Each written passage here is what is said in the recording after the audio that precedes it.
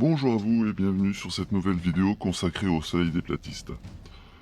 Aujourd'hui nous allons nous intéresser à ce que dit ITV à ce sujet au travers de cette vidéo, le mystérium des luminaires.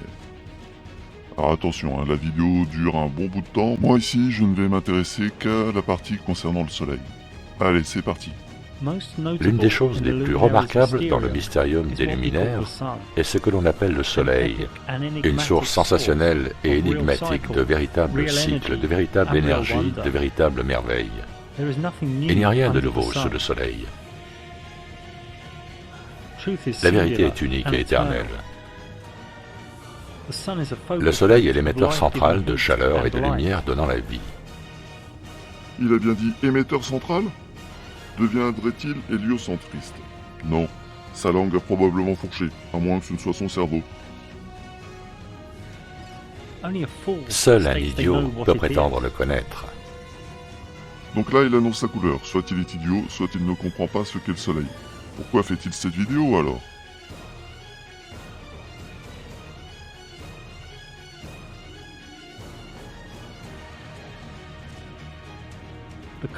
Le Soleil qui est proche dans notre univers réalise une révolution complète en direction de l'Ouest toutes les 24 heures. J'aimerais beaucoup qu'un jour un platiste plus intelligent que les autres m'explique comment il parvient à déterminer la distance du Soleil sur sa pseudo-Terre plate.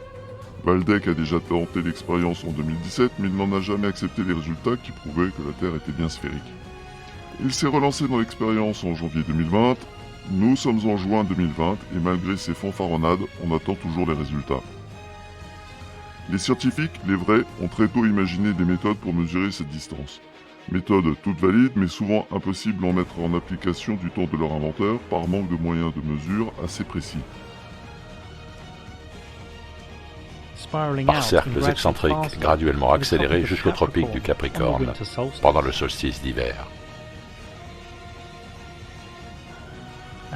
Et par cercles concentriques graduellement ralentis jusqu'au tropique du Cancer pendant le solstice d'été, ce qui produit les saisons. J'attends depuis plus de 2 ans que ce platiste plus intelligent que la moyenne ait la bonté d'âme de nous expliquer comment fonctionne cette merveilleuse mécanique céleste. Nous expliquer, pas nous décrire. Ce serait aussi très sympa de sa part, mais bon, avant d'avoir une explication qui, sur un plan scientifique, puisse tenir la route... Si on regarde à l'ouest, on peut voir le soleil se coucher en se déportant légèrement sur la droite, prenant une trajectoire courbe. Et à l'approche du solstice d'été, dans le nord de la Norvège, on peut constater que le soleil ne disparaît jamais aux yeux de l'observateur. Pourquoi ne nous parle-t-il pas du soleil en Antarctique fin décembre?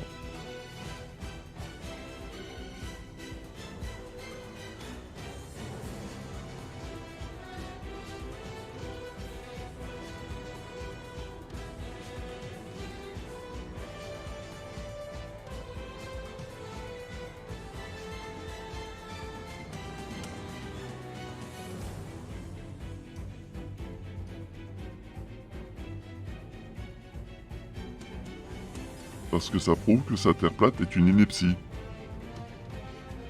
Voici une autre manière d'observer le solstice d'été au pôle Nord. Le petit dôme représente la zone observable par l'homme.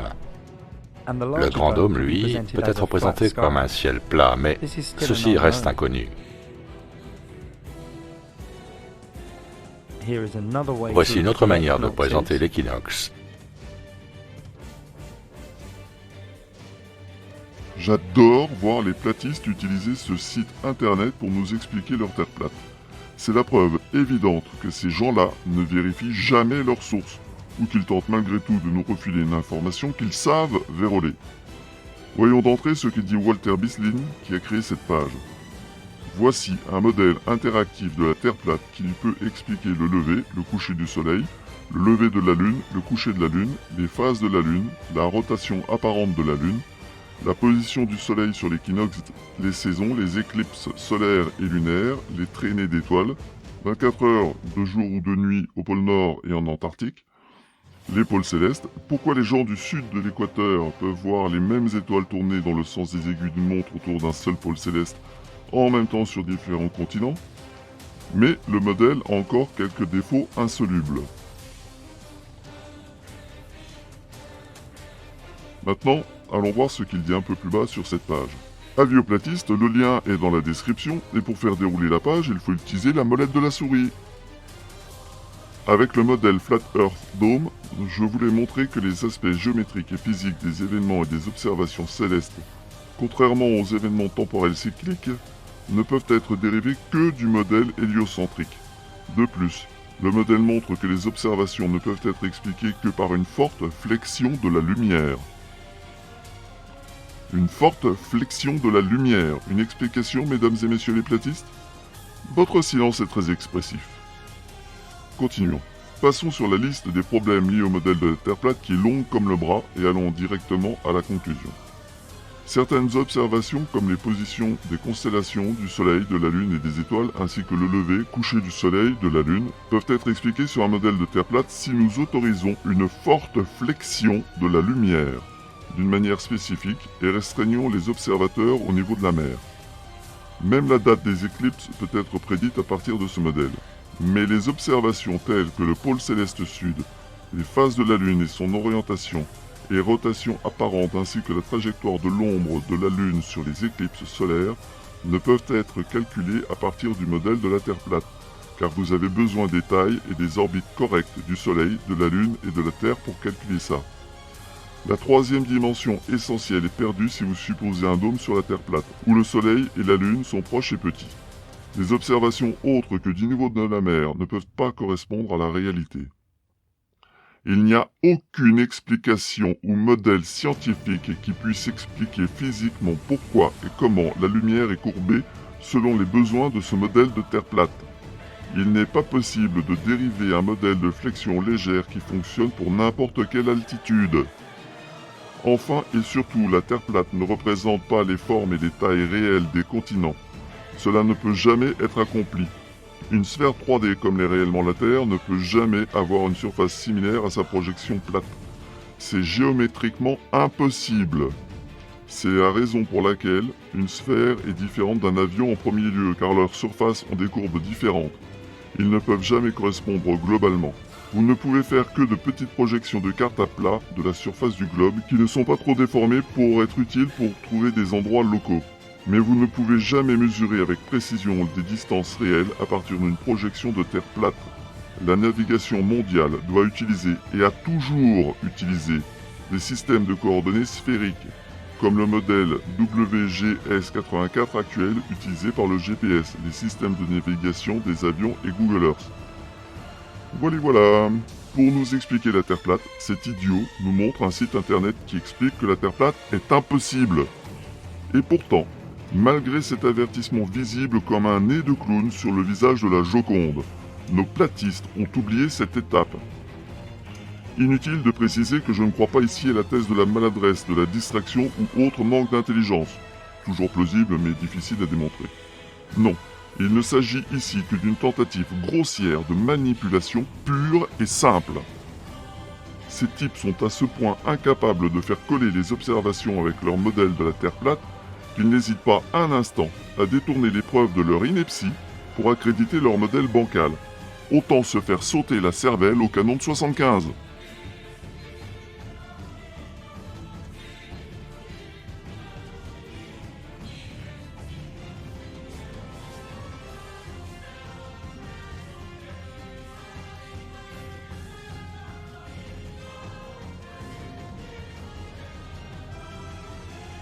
Ici, nous sommes à Tenerife en juin. L'image du haut représente ce que l'œil humain observe.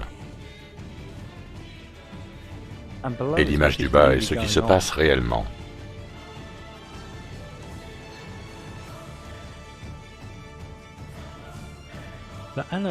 L'analème est la figure tracée dans le ciel par les différentes positions du Soleil relevées à une même heure et depuis un même lieu au cours d'une année calendaire. Celle-ci provient de Hong Kong dans l'hémisphère nord. Attendez, il a bien dit hémisphère pour parler de la Terre plate? Ah, la merveilleuse cohérence platiste a un petit côté hilarant dont je ne me lasse jamais. On peut voir que la boucle est plus grande lorsque le Soleil est dans l'hémisphère sud, car il couvre une plus grande distance sur son orbite. Cela montre clairement que l'orbite du Soleil s'élargit et se contracte. Maintenant, il nous parle d'orbite, mot qui a la même racine que le mot orbe, lui-même synonyme de sphère. Et cela reste identique, même depuis l'équateur et même depuis l'hémisphère sud. La boucle sud est toujours plus grande, comme on peut s'y attendre. Ici, dans Stellarium, j'ai mis l'heure à 17h en Europe, face au sud-ouest, et fait apparaître l'écliptique qui représente la course du Soleil. Quand on fait des bonds de 24 heures, on peut voir que le Soleil a réalisé une orbite complète à chaque fois. Et vers la fin mai, on peut le voir plus haut dans le ciel, et ce jusqu'au solstice d'été le 21 juin. Puis ensuite, il recommencera à apparaître de plus en plus bas dans le ciel jusqu'au solstice d'hiver en décembre. Ne laissez personne vous embrouiller avec ce non-sens de la journée de 23h56. Ce mec est incroyable. Il utilise Stellarium, un logiciel héliocentrique par excellence. Tu m'étonnes que ça corresponde avec les observations. C'est parce que le logiciel est basé sur une Terre sphérique et un modèle héliocentrique. Donc le gars nous montre une modélisation du modèle héliocentrique pour nous dire « Vous voyez, ça correspond à ce qu'on peut observer, donc la Terre est plate !» Le platisme et la cohérence, ils vont me faire mourir de rire. Dans la vie réelle, comme on le voit dans Stellarium, nous ne pouvons voir qu'une partie du ciel de nuit. Quand nous bougeons, notre point de vue de l'horizon bouge avec nous. Par conséquent, cette fenêtre de visibilité se déplace avec nous. Nous savons que le ciel apparaît à l'œil comme un dôme, mais peut-être cela est dû à la perspective. Je veux dire, on a l'impression que le soleil monte ici et que les rails se rejoignent. Or, nous savons que ce n'est pas vrai. Le point de fuite de l'œil humain produit une réalité virtuelle pas toujours objective. Le point de fuite de l'œil humain. Il est au courant que ça ne veut absolument rien dire? Si je ne regarde pas le soleil, on peut dire que le point de fuite de mon œil se situe ici. Alors pourquoi le soleil continue à se coucher là-bas? Ces types ne comprennent rien à la perspective, je l'ai expliqué dans ces 3 vidéos. Nous n'avons tout simplement pas encore découvert tous les mystères d'un ciel en forme de plan ou en forme de dôme. Tout ceci est nouveau. Ce réveil à cette véritable cosmologie ne remonte qu'à 2014, l'année où j'ai moi-même commencé à en parler publiquement. Il nous faut bien souvent prendre acte de ces mystères et les apprécier comme tels. Traduction, ce type ne sait pas de quoi il parle puisque c'est un mystère pour lui, donc il faut croire à ses conneries. Le platisme et la logique. Ici, le soleil pénètre le point de fuite de l'horizon, c'est donc le lever de soleil.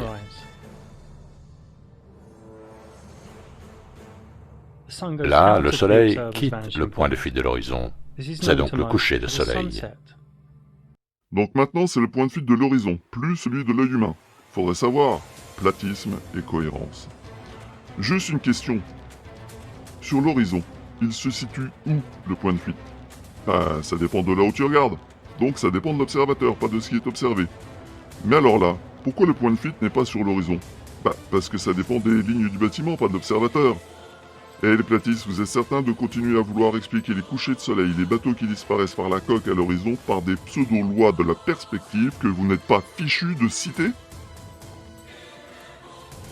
Si on s'élève en altitude, celui-ci réapparaît dans votre champ de vision car le point de vue s'est agrandi.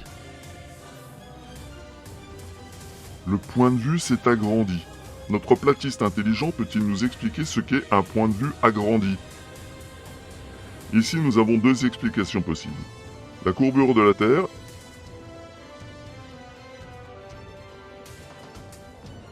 explication simple et rationnelle. La perspective, explication stupide, impossible à démontrer, et le coup du zoom qui fait réapparaître le soleil et les bateaux.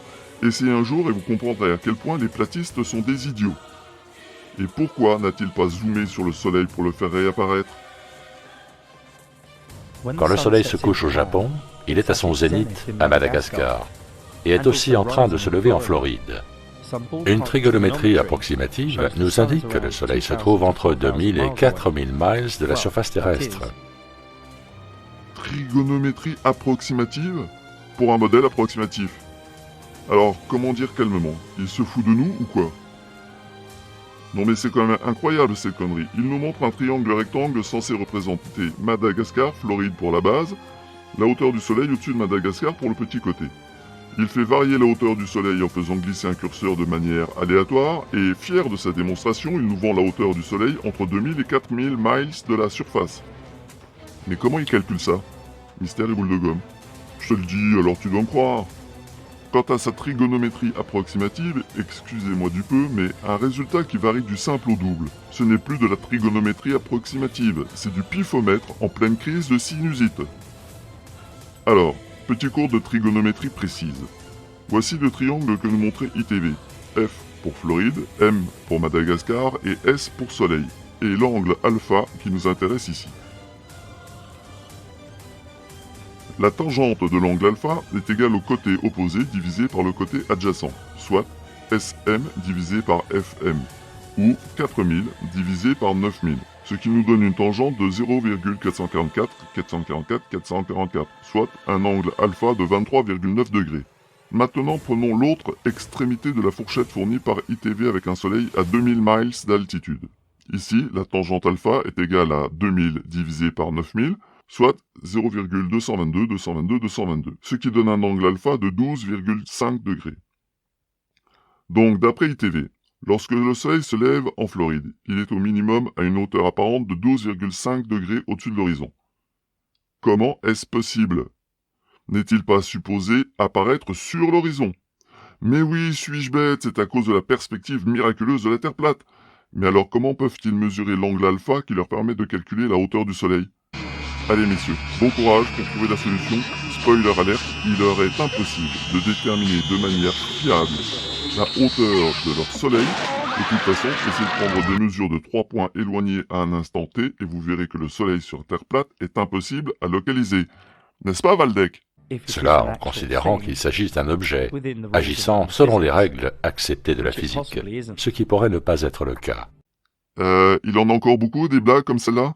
Si ça ne fonctionne pas selon les lois de la physique, comment ça fonctionne?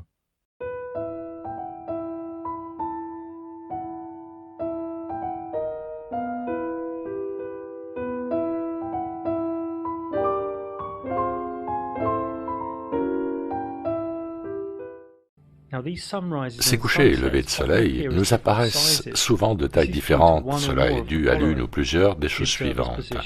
La position de l'observateur, le relief terrestre, la température des océans, le brouillard atmosphérique et la température de l'atmosphère. La seule chose qui puisse faire varier la taille apparente du soleil, c'est le niveau de zoom de l'appareil photo. Faites un sténopé, multipliez les prises de vue, le soleil ne changera pas de taille apparente, sauf lorsqu'il disparaît derrière l'horizon. Oui. Regarde un peu le bon montage. J'ai mis mon tube sur une vieille monture de télescope, utilisé du papier alu pour une meilleure opacité, et mis un pare-soleil à l'avant comme à l'arrière. Je n'avais pas non plus de papier millimétré, alors j'en ai imprimé, même si les carreaux font en fait 2 cm de côté. Le résultat est à la hauteur.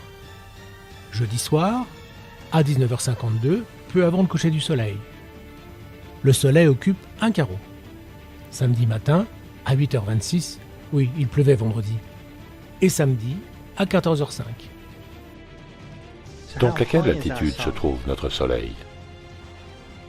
Enfin une question intéressante depuis le temps que j'attends une explication platiste à ce sujet. Nous avons des images évidentes de ce que l'on appelle en anglais les hotspots. Cette couche de ciel bleu est d'une épaisseur d'environ 15 km. Petite pause dans son délire. Souvenez-vous, la semaine dernière, il nous vendait son plasma à 80 km d'altitude.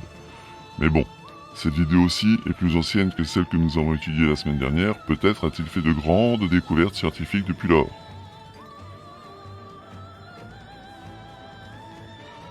Au fait, s'il s'agissait de plasma, pourquoi voit-on à la fois le ciel sombre au-dessus, le sol en dessous, et le paysage au loin sans être ébloui par ce fameux plasma?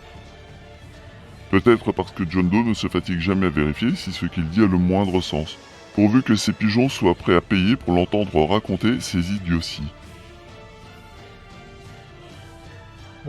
Pourquoi est-elle bleue? Personne ne le sait réellement. Certains pensent que c'est un éparpillement de lumière, d'autres qu'il s'agit de gaz ionisé, d'autres encore de plasma. La réalité fait elle aussi partie de ce mystérium des luminaires. Le Soleil n'est pas éloigné de 150 millions de kilomètres. Si vous le croyez, alors vous êtes encore sous la programmation matricielle. Et il m'est même arrivé d'entendre des rumeurs comme quoi les adorateurs du Soleil s'aiment tellement qu'ils font des enfants et qu'ils confient ces mêmes enfants, leurs enfants, toute la semaine à des centres de programmation, mais ça, c'est pour une autre fois. Ça, c'est le côté conspi crétin qui ressort. Cependant, avant d'aller plus loin sur cette voie, il ferait mieux de démontrer sa Terre plate, puisque d'après lui, c'est le point de départ de toutes les conspirations. Mais sa Terre plate, pour l'instant, elle ressemble plutôt à une grosse blague qui tombe à plat. S'il est incapable d'expliquer son soleil platiste, alors il n'est pas prêt à défendre sa chère Terre plate, qui lui permet de vivre sur le dos des pigeons. Donc le gars pose une question genre « Attendez, je vais vous expliquer ?» Et puis non, démerdez-vous. Bref, les platistes n'ont vraiment aucune idée de la distance du Soleil. Mais ils savent qu'il n'est pas à 150 millions de kilomètres. Ils ne savent pas pourquoi, ils ne peuvent pas le démontrer, mais ils le savent! Foutage de gueule en bonne et due forme. Petit rappel, voici les méthodes utilisées depuis l'Antiquité pour mesurer la distance du Soleil.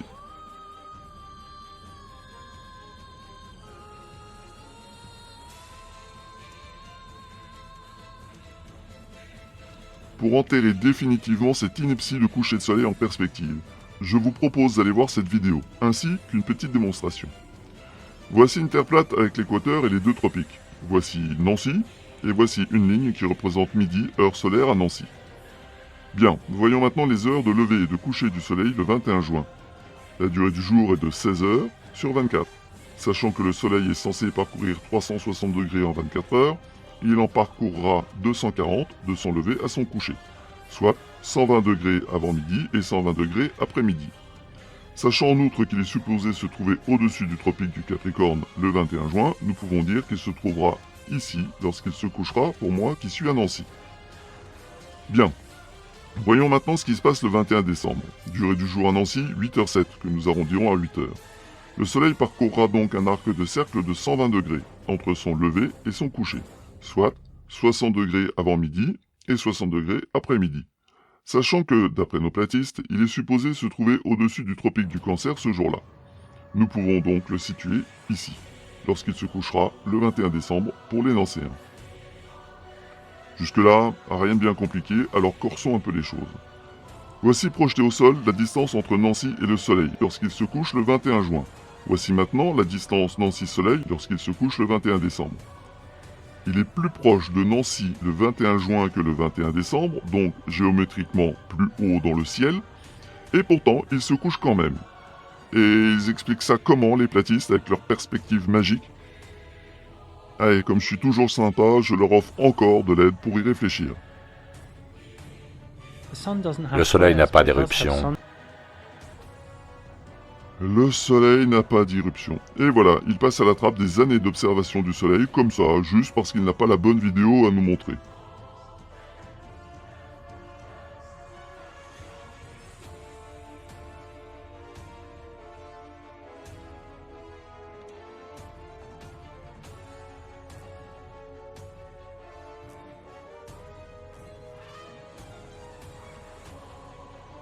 Ce mec est une brêle en astronomie, mais il faudra le croire sur parole. Mais il comporte des taches solaires. Personne ne sait exactement ce qu'elles sont ou ce qui en est à l'origine. Chez les platistes. Mais bon, c'est pas écrit dans les livres saints, alors ils ne risquent pas de comprendre. Mais elles nous aident à prouver que le Soleil au-dessus de nos têtes oscille, ce qui semble à l'observateur être une rotation.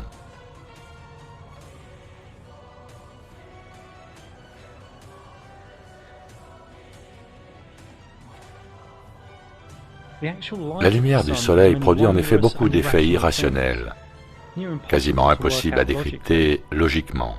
Si on l'envisage sur le modèle de la Terre plate, mais tout à fait logique sur une Terre sphérique. Voici un modèle d'observation de l'impact de la lumière solaire projeté sur plusieurs mois.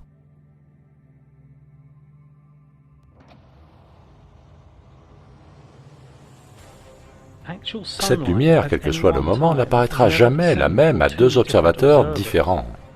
La lumière solaire produit des effets de courbure, de pliure, de renflement, pleins d'une mystérieuse beauté. Les raisons sont inconnues, et cela en rend plus d'un mal à l'aise. Tu m'étonnes. Quand un platiste commence à comprendre que la Terre plate n'a aucun sens, aucun fondement rationnel, il a le droit d'être mal à l'aise. De comprendre que les gourous de la Terre plate se sont bien foutus de sa gueule. Nous ne savons même pas s'il s'agit vraiment d'un objet, mais nous savons qu'il est l'émetteur central de chaleur et de lumière donnant la vie. Tiens, une deuxième crise d'héliocentrisme. À sa décharge, tout s'explique quand même plus facilement avec le modèle héliocentrique et pour cause. Pourquoi continuent-ils à galérer avec leur ineptie de la Terre plate? Pour moi, il s'agit probablement d'une conscience intelligente, possiblement à cheval sur deux réalités, des théories totalement invérifiables, inventées de toutes pièces. Donc là, je le mets au défi de prouver sa théorie. S'il n'y parvient pas, alors il est grand temps de laisser tomber ce bousiller dans sa merde et d'arrêter de l'écouter. Et dire qu'il y en a qui lui font des dons en nous traitant de moutons. Quelque chose de très éloigné de notre faculté de compréhension globale. Je pense qu'on peut confirmer, c'est à des années-lumière de ses capacités de compréhension. Tellement loin qu'il ne parvient pas à comprendre qu'il n'y comprend rien. Un chef-d'œuvre de géométrie réflexive, issu de la conscience spirituelle du mystérium des luminaires. Alors, prenez un lexique, un dictionnaire, et essayez de comprendre ce qu'il dit. Assembler plein de jolis mots comme des perles sur une ficelle n'en fera pas pour autant une phrase dotée de sens, encore moins une phrase capable d'expliquer quoi que ce soit. Après ça, on part dans l'analyse des religions qui vénéraient le soleil.